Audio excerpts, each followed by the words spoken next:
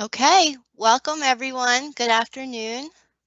This is this month's Research Matters, and I'm Erica Salzik, the Department Administrator for UT Southwestern's Human Research Protection Program, and I will be one of the moderators for today's session. As usual, I'll go over some housekeeping items really quick. If you have any questions for our presenters, please type them in the Q&A. One of the moderators will respond to you during the session, or we will address it at the end of the presentation. The session is recorded and will be available immediately after the conclusion of the live session by clicking on the Microsoft Teams live link in the Outlook appointment. We will send the slides and handouts out via the listserv, and you will also be able to access the slides and recordings on HRPP's Research Matters website, which can be found under the Training and Resources page. We do provide a certificate of attendance for those who have logged in using a valid email address. If you do not receive one via email but should have, please send an email to hrpp@utsouthwestern.edu to request a certificate. And lastly, we want to hear from you. We're interested to know what topics you would like us to cover during these sessions. How did our speakers do, and how is our office doing? So if you can please take a few minutes to complete the survey to provide your feedback, that would be great. You may access the survey using your phone via the QR code provided here, or I will be dropping in a link for the survey in the Q&A shortly. Here is the agenda for today. Today, Raj Varadarajan from the Regulatory Support Office will continue with part 4 of the 6-part mini-series of the FDA IND/IDE regulatory process. Today's presentation will cover the topic on FDA safety reporting for drugs and devices connected to the ongoing INDs and IDEs respectively. The talk will highlight the purpose and the process, which are very important for the sponsors and investigator teams who are closely associated with the clinical trials. Today's featured topic will be presented by Mayed Bird, and this presentation will define the types of deviations from IRB-approved protocols and describe reporting requirement for each. And as usual, we'll conclude with a Q&A session. So I'm going to turn it over to Raj. Just give us a moment to switch slides.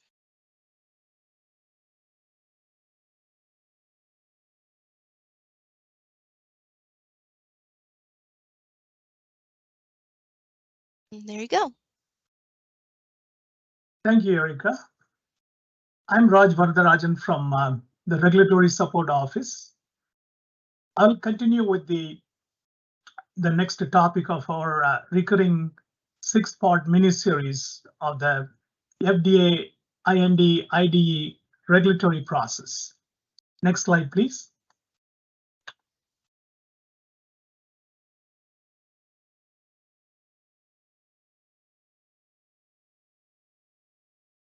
For the benefit of those in the audience joining only today, we are on a monthly serial presentation of different FDA regulatory topics.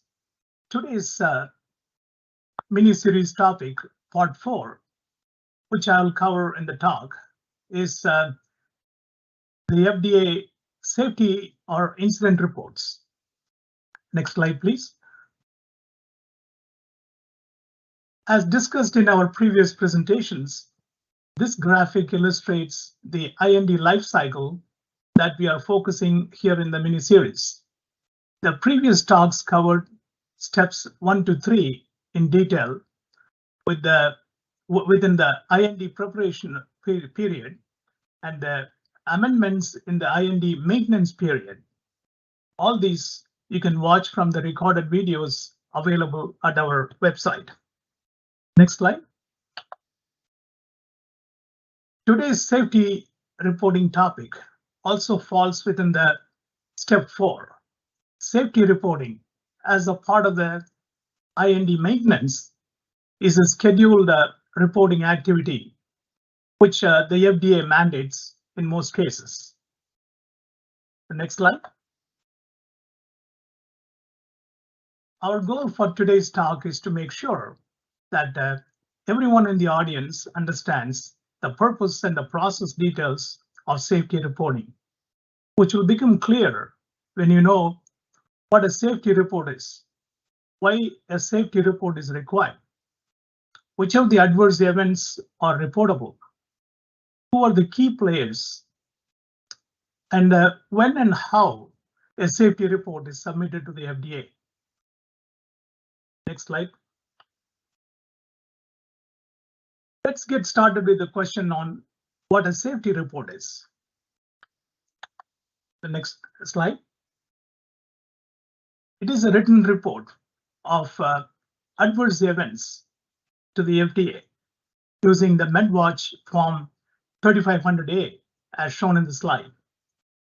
There are two parts of mandatory safety reporting: an initial written report and a follow-up report.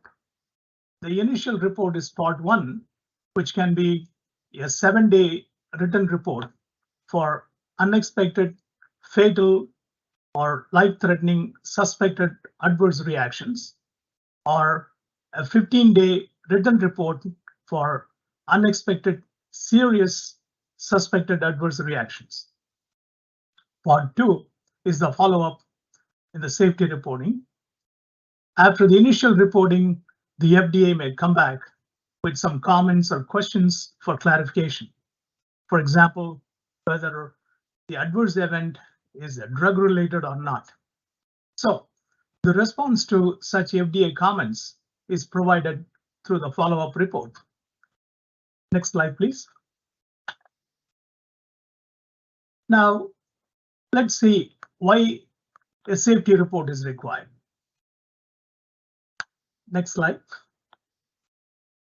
Safety reporting is required because the FDA regulation mandates IND or IDE sponsors to update the agency of the trial in a formal written report describing any adverse experience associated with the use of the drug in the study, which is both serious and unexpected, or when any findings from laboratory tests in animals suggest a significant risk to human subjects. The next slide. The next slide, please. That takes us to the question, which adverse event or incident or a reaction needs to be reported to the FDA? Next slide. Let's first review the key definition of what adverse events are before going into the details. An adverse event is any untoward medical occurrence associated with the use of a drug in humans, whether considered drug-related or not. Next slide. Suspected adverse reaction is the subset of all adverse events for which there is reasonable possibility that the drug has caused the event. Next slide. Adverse reactions represent a subset of all suspected adverse reactions where there is reason to conclude that the drug has caused the event. The next slide.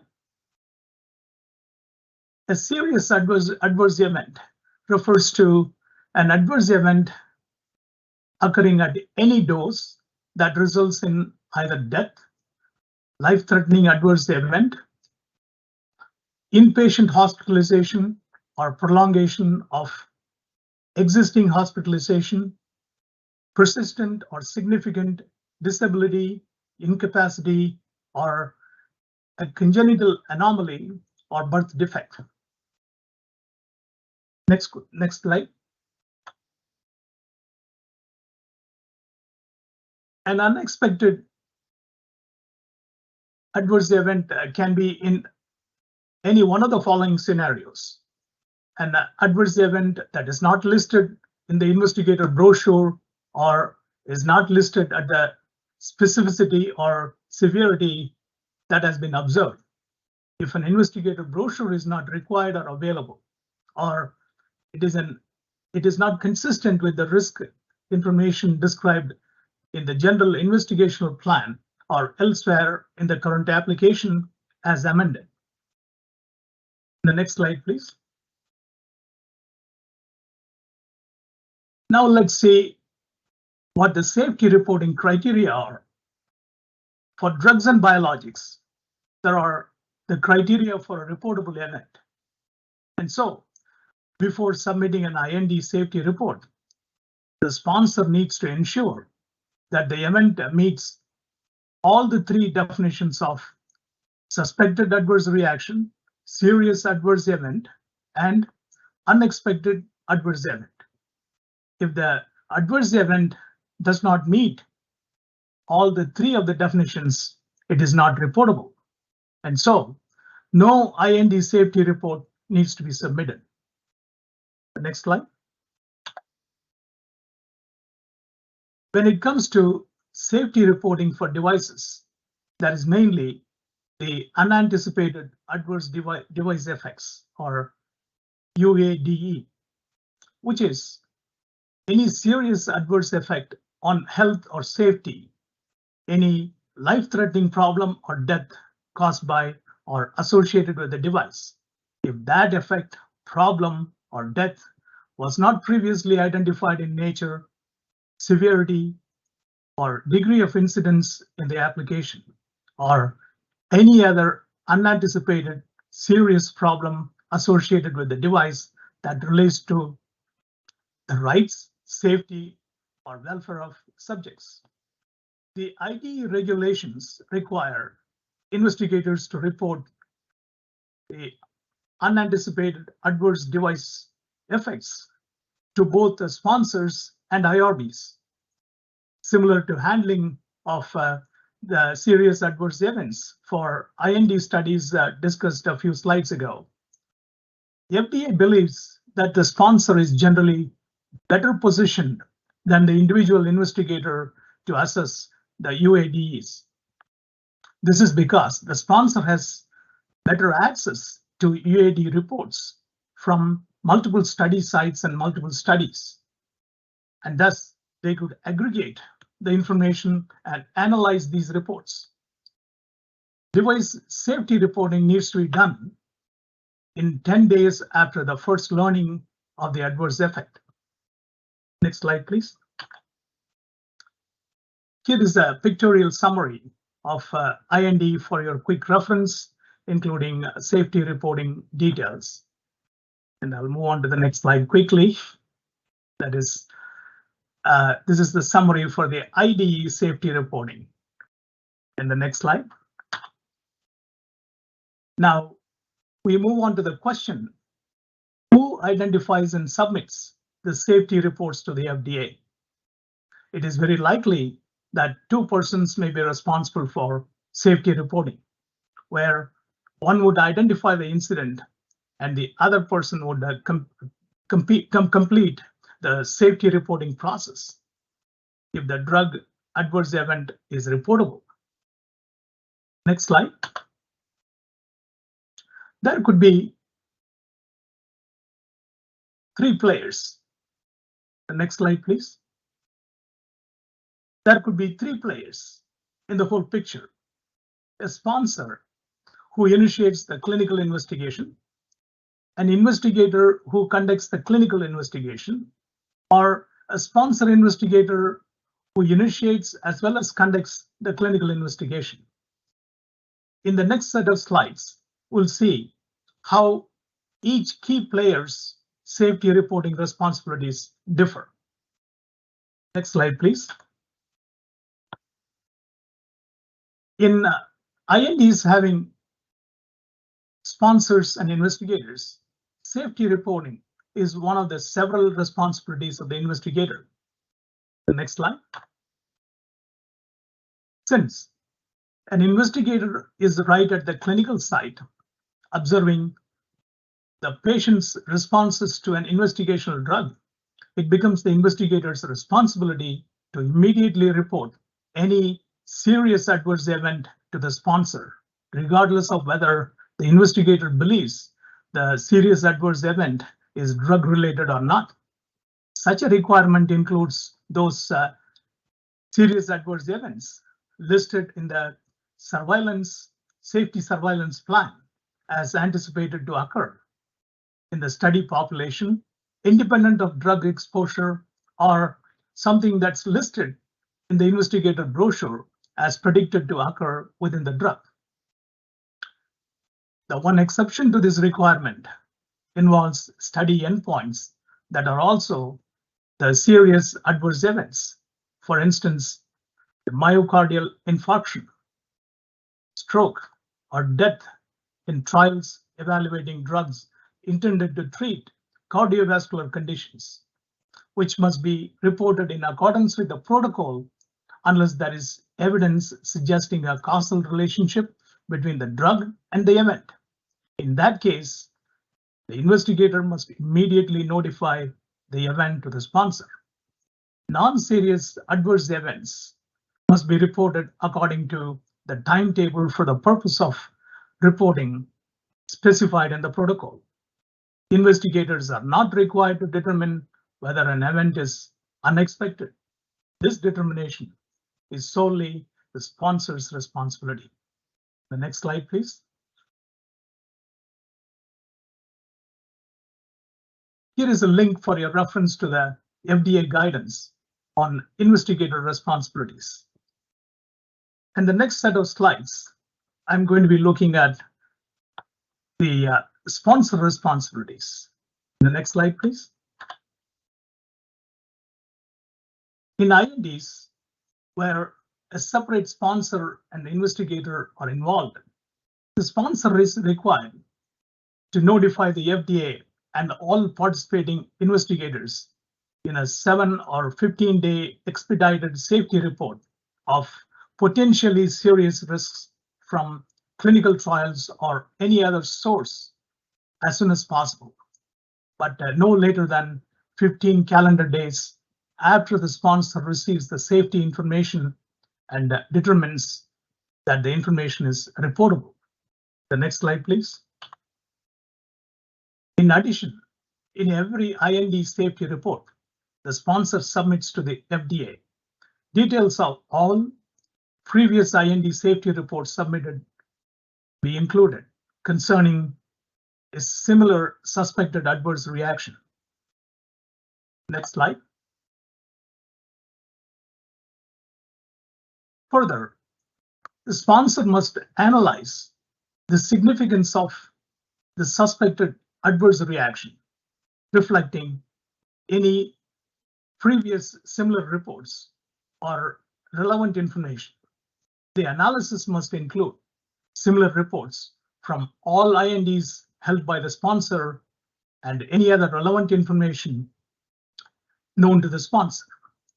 Sponsor investigators, as we can guess from the title, are required to comply with both the sponsor and the investigator responsibilities. Next slide, please. This is the link for your reference to the FDA guidance on sponsor responsibilities. The next slide. Sponsor is the key for several safety reporting activities. This slide illustrates how dynamic such activities are. An IND sponsor has a long history with the drug as a manufacturer.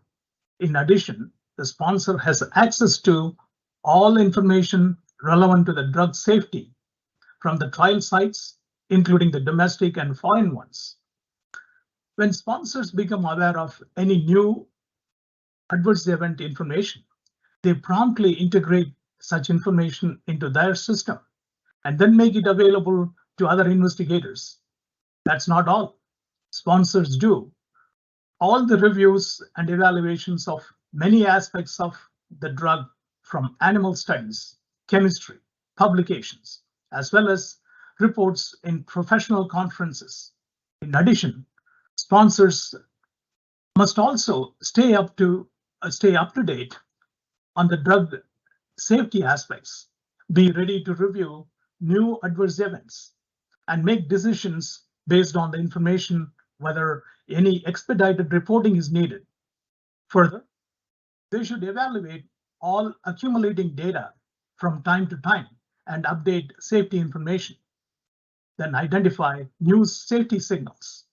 Sponsors always seek certain types of information as a part of the drug's continuous safety pharmacovigilance.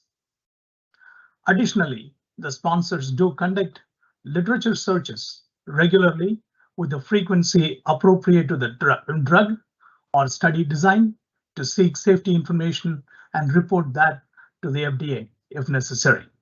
The next slide, please. Next, when safety reports are submitted to the FDA.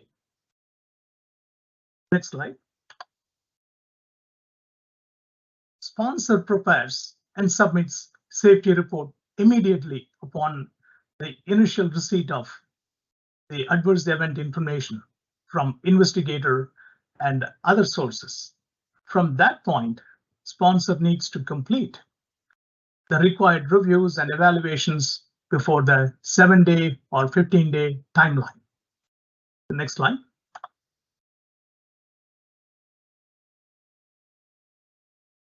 Sponsor for drugs is the one who assesses if the adverse event is serious, unexpected, or it is a suspect adverse reaction. Next slide. For devices, the sponsor assesses if it is an unanticipated adverse device effect. The next slide. For unexpected fatal or life-threatening suspected adverse reactions, safety report must be submitted to the FDA within 7 calendar days following the sponsor's initial receipt of the information. Next slide. For unexpected suspect adverse reactions, written safety report must be submitted to the FDA within 15 calendar days following the sponsor's initial receipt of information. The next slide, please. Device sponsors must immediately conduct an evaluation of the unanticipated adverse device effects and must report the results of the evaluation to the FDA, all reviewing IRBs and all participating investigators within 10 working days after the sponsor first receives notice of the effect. Next slide. The follow-up safety report should be submitted without delay as soon as the information is available, but no later than 15 calendar days after the sponsor received the initial information. Next slide, please. This again is a quick recapture of the types of events with the definition and FDA reporting timelines for your reference. That takes us to the next slide. We'll take a look at how to submit a safety report to the FDA. Next slide. Here is a quick summary of safety reporting submission process based on the investigational product used. Please refer to part 2 of the mini-series, which provides in-depth details of the IND and IDE submission process, which is the same for safety reporting as well. Regulatory Support Office can submit safety reports for investigational drugs. For biologics, emailing to the FDA project manager at the division is the best mechanism available. For devices, the Regulatory Support Office can assist, or you can use email option for certain devices. Sometimes, depending on the urgency of the safety event, other means of rapid communication is possible through telephone, fax, or email to connect with the respective review divisions regulatory project manager. The next slide. The FDA report submission package for drugs and devices must include Form 3500A, a safety report cover letter for drug adverse event. Please also submit Form 1571 in addition to Form 3500A and cover letter. The sponsor should reference in the subject line of the cover letter all the INDs to which the safety report is being submitted. If applicable, the sponsor should also identify by underlining the specific IND under which the suspected adverse reaction has occurred. Please note, Form 3500 that is used here is for mandatory reporting for use by IND sponsors and sponsor investigators. It should not be mixed up with the Form 3500 that is available for voluntary reporting for use by healthcare professionals, consumers, and patients. The type of report, initial or follow-up, should be checked in the respective boxes in the Forms 3500A and 1571. Complete all the sections that apply. If information is unknown, indicate not available or does not apply, or the section can be left blank. Additional pages can be attached as needed by using a separate form for each patient. The next slide, please. And that brings us to the conclusion of this part 4 of the mini-series, which we certainly believe is also something fitting with your study needs. Very importantly, your feedback is critical for this presentation as well, to highlight on the quality of the content and presentation, which we greatly appreciate. If you have any questions, please feel free to reach out to us through email and we'll respond promptly. Our next mini-series presentation, scheduled on the 18th of July, will discuss annual reports. We'll be happy if you could make the time to attend that one as well. Next one. Next slide. And one last thing to remind you all in closing, for the archives of all the Research Matters presentations, please access via YouTube, the UT Southwest HRPP site and the SI support site. Thank you all very much. Now I'll pass it on to the next speaker, the IRB Director, Maynard Bird. Thank you. Thank you, Raj. Good afternoon, everyone. Give me a minute here while I get my slides up.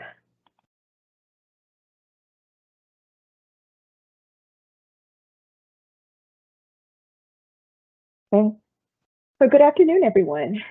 Thank you for being here and joining us today. I'm going to talk to you about protocol deviations and non-compliance. I think this is a topic that a lot of people have questions about. And so what I'm hoping to do today is cover the different types of deviations from IRB approved protocols, and then talk a little bit about the reporting requirements for the deviations. So as always, I like to always go back to the regulations. I like to start off with regulations because these are things that kind of guide the IRB in terms of how we plan to do our reviews.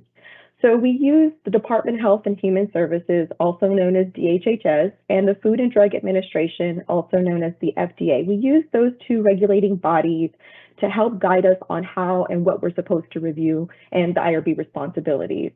Both of the regulations, they have similar wordings, but ultimately what they indicate is that IRBs have to have prompt reporting procedures, have procedures in place to ensure prompt reporting of proposed changes to research activity. In addition, we also have to have written procedures for ensuring that that there's reporting of any serious and or continuing noncompliance. Like I say, the FDA says the same thing, but kind of in different words, and they have different Code of Federal Regulation numbers. So again, the IRB has to have procedures for making sure that our investigators report to us any type of change that's happening to research, and to make sure that there are procedures in place that our investigators report serious and or continuing noncompliance.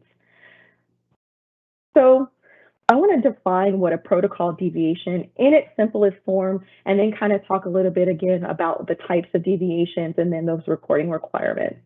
So what is a protocol deviation? A protocol deviation is the act of departing from a protocol. So like I say, this is at its simplest form. So anytime that you plan to not follow the IRB approved protocol. There are different types of deviations. First is modifications.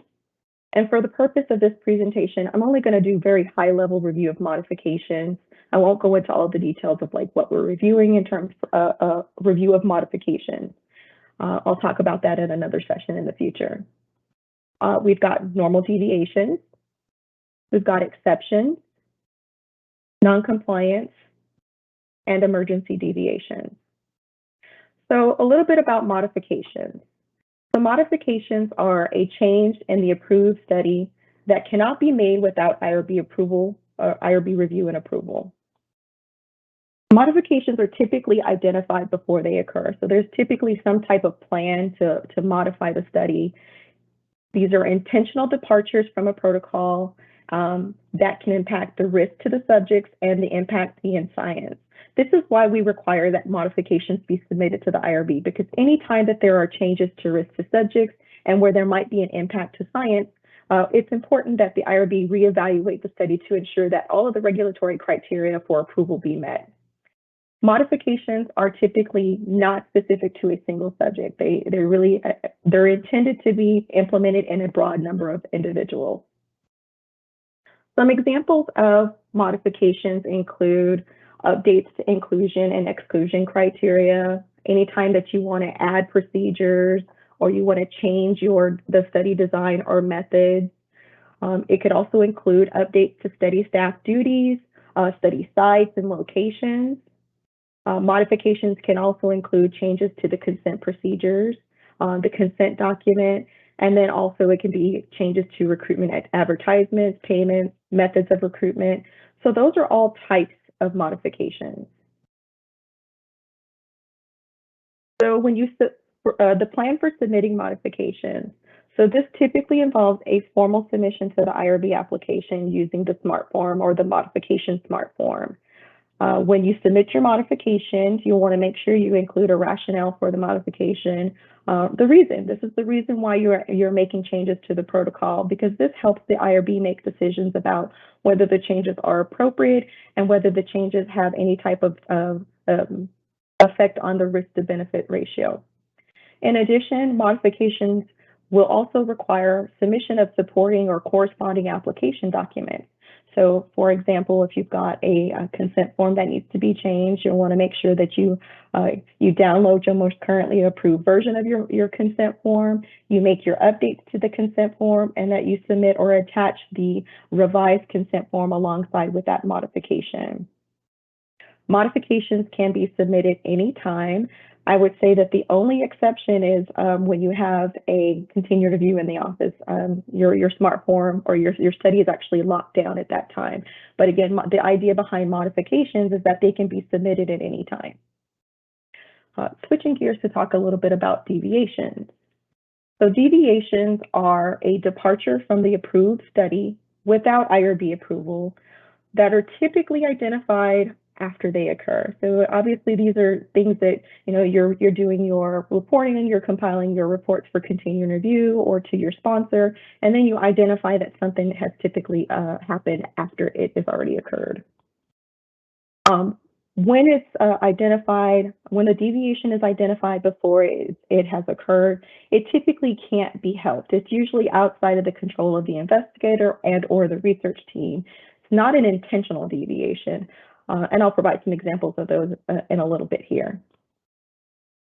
Deviations don't have the potential negative impact on the risk to subjects or risk to the participants, and they don't also have an impact on the integrity of the science or the data that's going to be collected. And also, deviations do not result from willful or knowing misconduct on the part of the investigator or even the research team. Some examples of deviations, and I just have two examples. So this is a deviation that's been identified before it occurs. So a research subject who's on a trip calls the investigator, they announce that they're not able to make it to a research appointment. You know, you've got your study protocol that says this person has to be here on this day for this particular visit. Well, that's something that's outside of the control of the investigator, that the participant is unable to attend the scheduled visit. So that's going to be something that's going to happen outside of the window.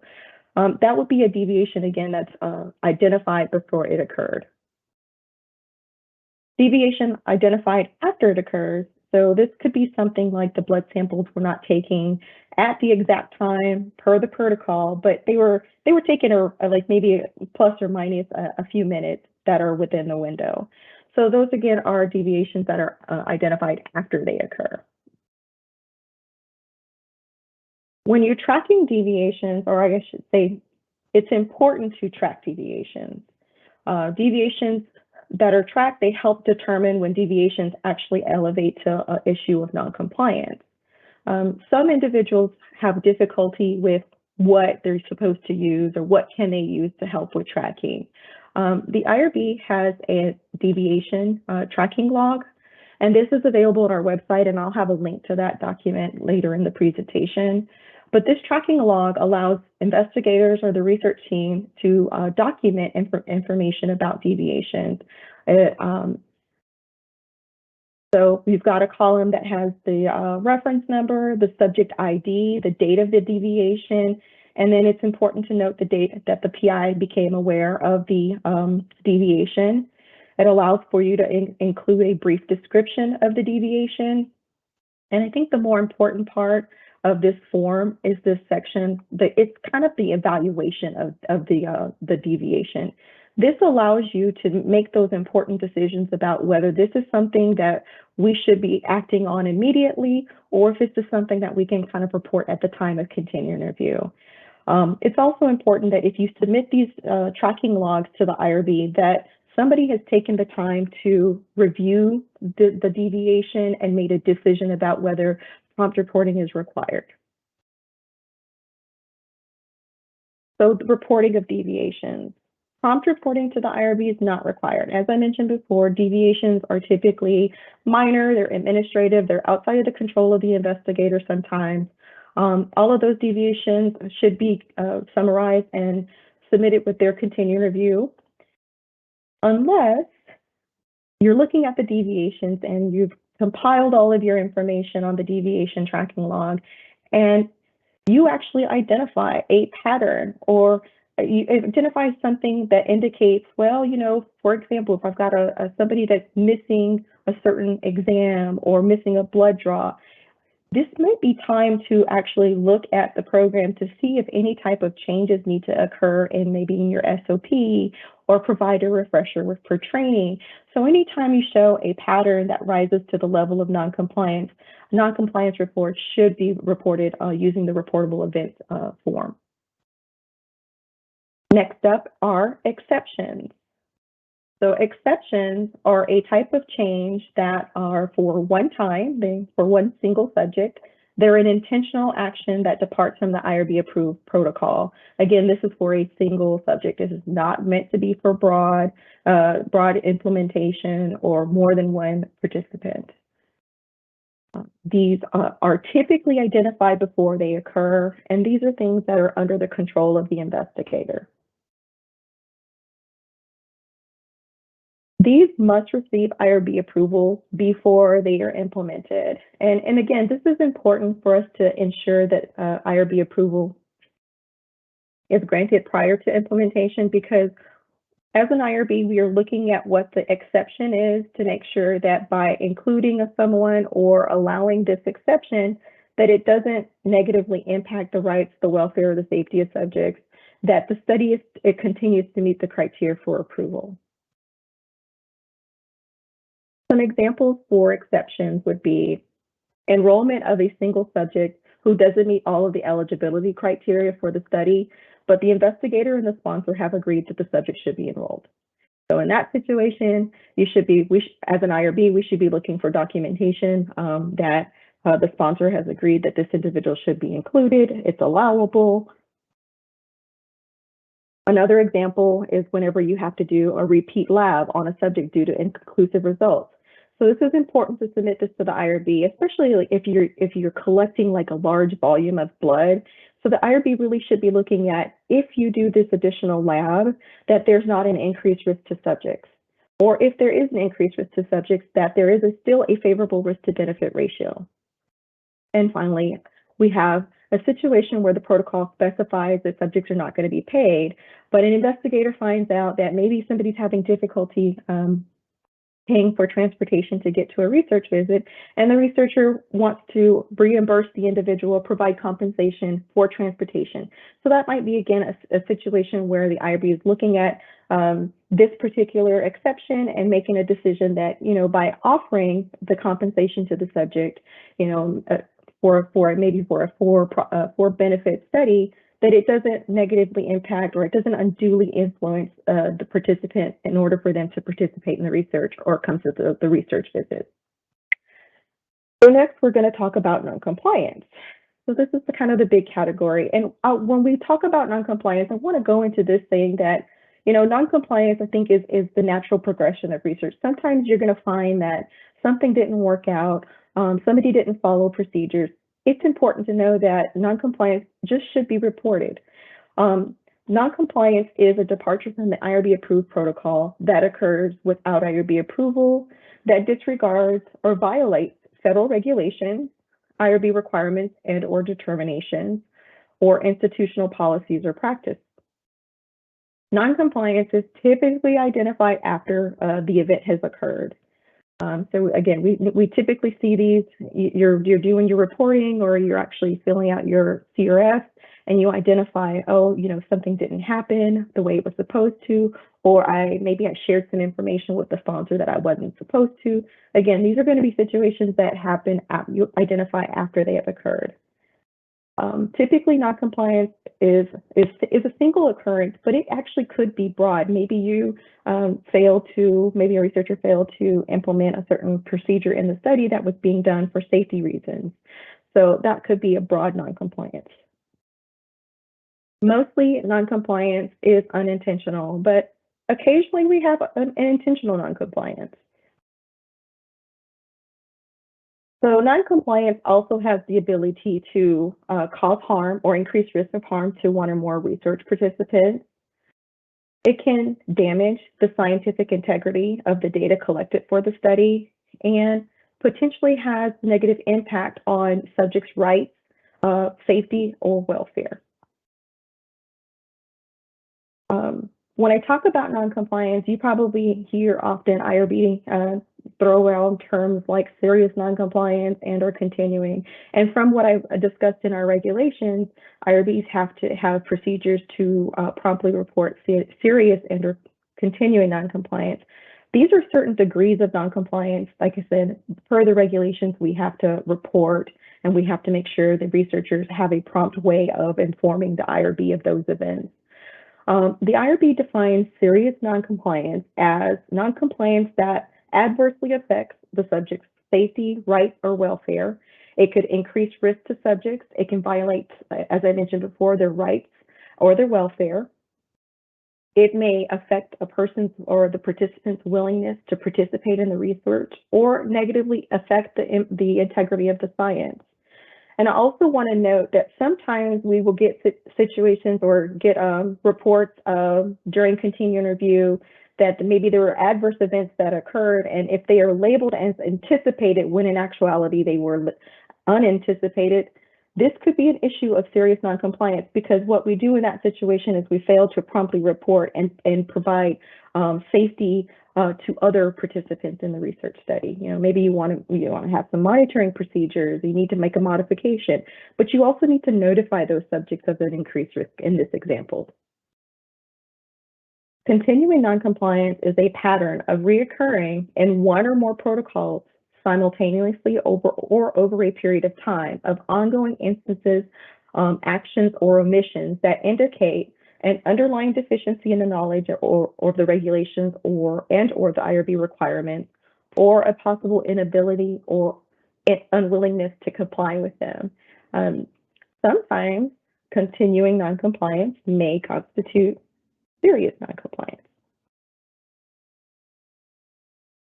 Some examples of noncompliance would be a failure to obtain informed consent. So just kind of diving into this and deciding on whether this could be serious noncompliance or not, I would say it depends. It's important to understand the full event, the full details of the event. So maybe it's a situation where you have an informed consent document and you're talking to a research participant about it. They undergo the consenting process. They ask lots of questions. They agree to participate, but somebody just forgot to sign the document. So that might be a situation where the IRB understands that the consenting process occurred, and it was of the understanding of the researchers that the participant wanted to participate in the study, but somebody didn't sign a consent form. So that might be a situation where the IRB considers that particular noncompliance against the serious noncompliance definition and make a determination that's appropriate, either that it's serious or not. Another example would be use of an invalid consent form with significant information missing. So this might be a situation that's non-compliant, but if you've got significant information that's missing, the IRB is looking at whether that information is missing negatively impacts the rights, the welfare, and safety of the subject. And typically when you don't include or don't reconsent or verbally inform someone whenever they're, like, for example, new risks, that might be something that affects their rights, because you already tell them when they sign the informed consent document that we'll tell you if any new information comes along that may affect your willingness to participate. So that, again, might be something that is serious noncompliance because it could negatively impact the rights of the individual. Another example would be in the enrollment of a subject who was ineligible. So I've seen these happen where, maybe some labs are just slightly off. Again, that might be a situation where the IRB says it's noncompliance, and it could be serious because we know that inclusion-exclusion criteria is set in place for a study for integrity of the study, right? Valid research. But it's also set in place because of safety concerns. So if you let somebody in a study where they don't meet a certain maybe lab value, you could potentially be exposing that individual to more risk. Performing a research procedure that was not in the approved protocol. Again, that could be a potential serious noncompliance. It is noncompliant, but it also could be serious noncompliance. Changing an approved research study procedure such as increasing the infusion rate. So minor changes in study procedures. So as this is a really good example, like an infusion rate. So the study is approved for an infusion of a certain drug over the course of this amount of time. If you increase or decrease, that could impact how much study drug or drug gets into the body, and it could negatively impact the safety of the individual. So again, that's non-compliance, but it also could be a serious non-compliance. I don't have it on the screen, but I do want to provide an example of a continuing noncompliance because I think it's really important. So you could have a situation for continuing noncompliance where an investigator reported an issue with, let's say, consenting a participant. Let's use the first example where they failed to obtain informed consent. So that gets reported to the IRB. That investigator tells the IRB that, okay, this is a mess up, and I've trained my staff. We've got this checklist in place to make sure that we're doing this for every subject, and then it happens again. So that means that it's a continuing situation for that investigator, that something still fails, and so that situation might be viewed as continuing noncompliance, but it also could be serious because now it's elevated to the point where this is happening in multiple studies. Or multiple instances. So that might be an instance of continuing noncompliance. Reporting noncompliance. So events of noncompliance require prompt reporting to the IRB. Those are reported within 5 days of the occurrence, or I should say of the investigator becoming aware of the event, on the reportable event form. And these should also be included as part of the summary assessment in the progress report during continuing review. So finally, we're going to talk about emergency deviations. So emergency deviations obviously are the departure from the IRB approved protocol. These are intentional. They are typically identified before they occurred, but can be identified after the deviation. They occur when the departure of the protocol is required to eliminate an immediate hazard to the subject. So again, this is a situation where I've got some examples on the next slide that you need to make a change immediately because there's obviously risk to the subjects, or you need to protect the life or the physical well-being of the subject. These emergency deviations can be for a single subject or could be broad. So it might be a situation where you've got to make a change because you have a subject in your office, they've had a negative reaction, and you either need to change your protocol procedures or you need to do some more monitoring of that individual. So that might be an emergency deviation for a single subject, but what if this is a situation where you've got another subject coming into the office tomorrow for a research visit, and you've told the IRB about it, but you haven't been able to submit a modification.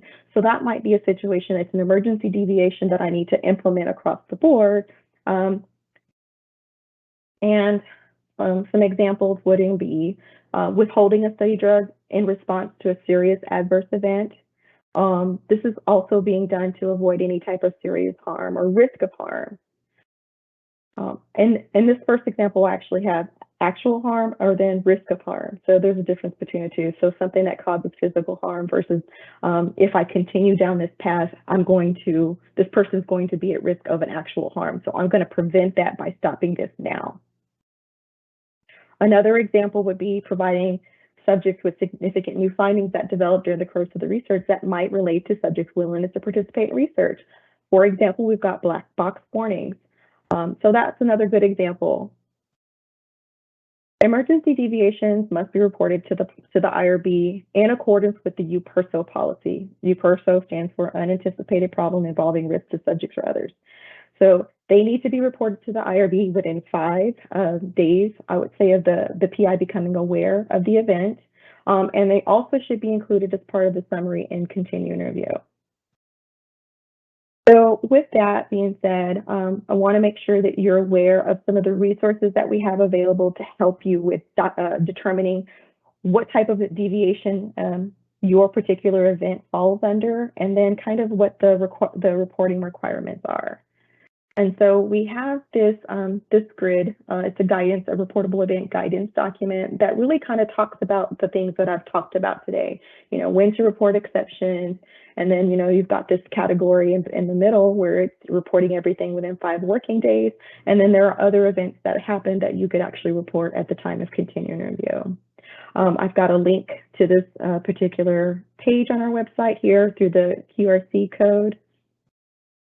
And then just kind of in summary, I want to just make sure I have everything on one page here. We've got modifications. So modifications are typically identified before they occur. They're intentional, they're broad. Deviations, they're typically identified after they occur. They're unintentional. Typically, they're single occurrences. Obviously, it can be broad when you see a pattern. Exceptions, they are identified before they occur. They're intentional and they're single occurrences. Anything that you need to implement from a broad perspective needs to be submitted as a modification.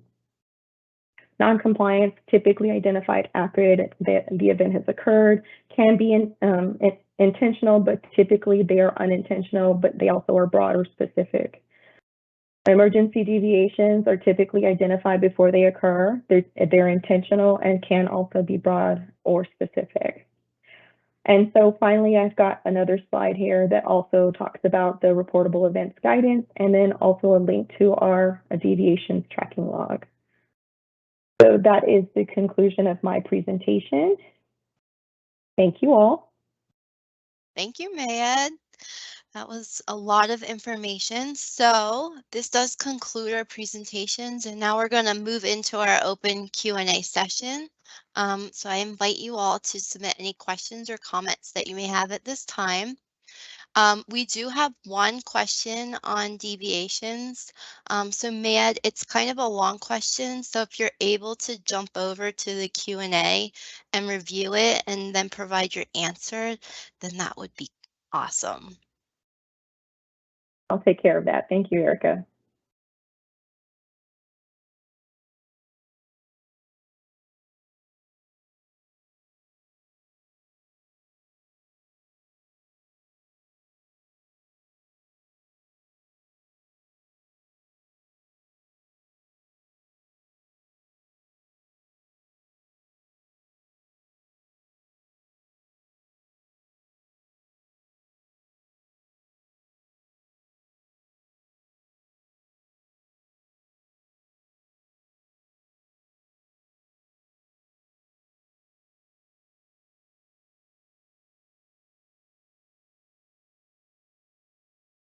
Okay, so Maya, did you have a chance to read that question? Yes. Do you want me to try to talk about it, or is Yes. it better to? Okay. Yeah, All right. yeah. Okay. Go ahead and I'll read speak it because they yeah. don't know what it is, and then I'll read the question first. Yeah. Okay. So it says, "Hi, man. Many times we have been asked to write deviations for processes that are not listed in the protocol, but may be in the SOP of the department or group. For example, missing a research coordinator note.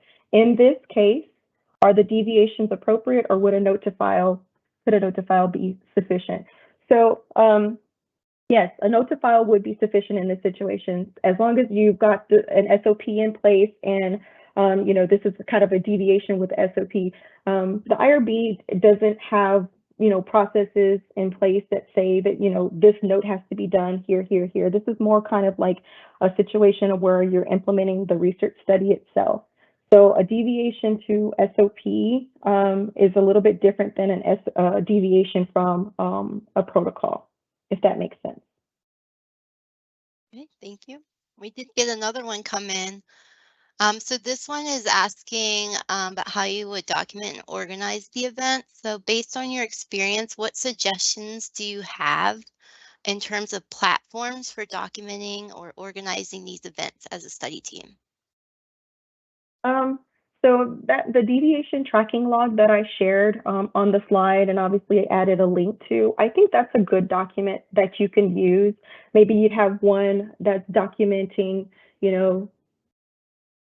from initial approval of the study, implementation of the study, until the first continuing review. And in that situation, you document events as they occur and then make decisions about whether they are related or not. I'm sorry, not related. I'm thinking about you personally. Whether they need to be promptly reported to the IRB or not. And then maybe that's a document that you put on a SharePoint site and that you share with your research team, and everybody has access to that information. Again, I don't have a lot of experience with implementing the research. This is kind of what I've learned based on that tracking log, kind of the best way to document events and track them and share the information such that your whole research team has access to the same information, because maybe one research nurse is working on a study with a study participant and someone else is working with another. So you want to make sure that everybody has access to the same information and can record it in the same way.